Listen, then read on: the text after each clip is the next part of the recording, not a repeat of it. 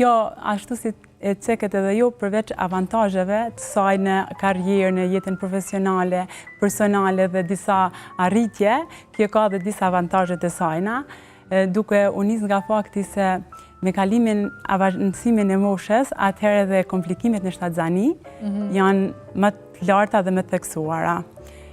Vlen të përmendet këto kena kufit biologjik.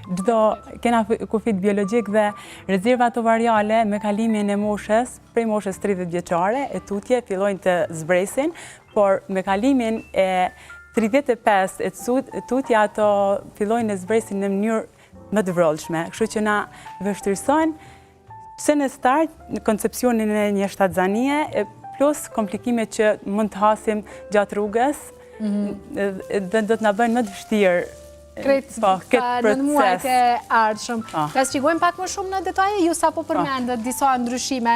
Çfarë një ndodh trupit të një gruaje pas kësaj moshe? Sepse thash, ndoshta mendja jonë ende nuk e pranon, ne nuk dëshirojmë asnjëherë ta pranojmë moshën, por pa parë parasysh ndryshimet ndodhin fizikisht, ora biologjike ecën dhe vetmja gjë që s'kthehet mbrapa është koha.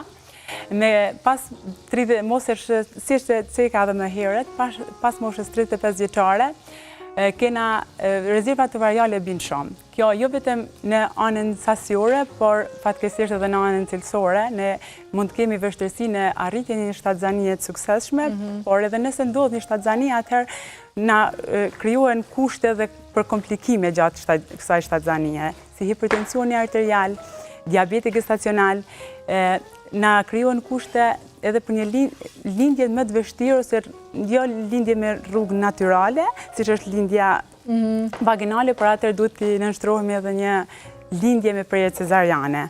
Kështu që gjithmonë, pavarësisht pjesës karrierës dhe anës profesionale, duhet të mendojmë mirë, pa dashur të shpreh shqetësim tek gjitha gratë që dëshirojnë të kenë sukses edhe të arritin karrierën. Unë jam shumë inkurajuese për to, por edhe një siguri mendoj, një siguri e ka ofruar edhe teknologjia dhe arritjet shumë të mëdha në mjekësi, që në çfarëdo moshe unë do të ndes pa problem shtatzan. Mund të mbesim shtatzan, është shumë e vërtet, por komplikimet dhe mund të na krijojnë jo të presim këtë në mënyrë të këndshme, ashtu siç ky rrugtim është aq i bukur.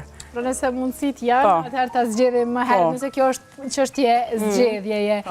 Doktoresh, pse është ky kufi te mosha e 35 pikërisht, themi natyrisht që secili vit bëhet më i komplikuar ndoshta në aspekte mjekësore, por pse këtu është kufiri te 35-ta? Siç e tham, prej moshës 30 vjeçare tutje fillojnë të zvoglohen gradualisht rezervat ovariale, por 35 tutje fillojnë në mënyrë rapide apo në mënyrë shpejt, për të kaluar të 40 atë shanset për një shtatzani natyrale dhe pa sistem të fertilizimit in vitro bin dukshëm, vetëm 5% e shtatzanive munden me ndodhë në mënyrë natyrale pas moshës 40 vjeçare.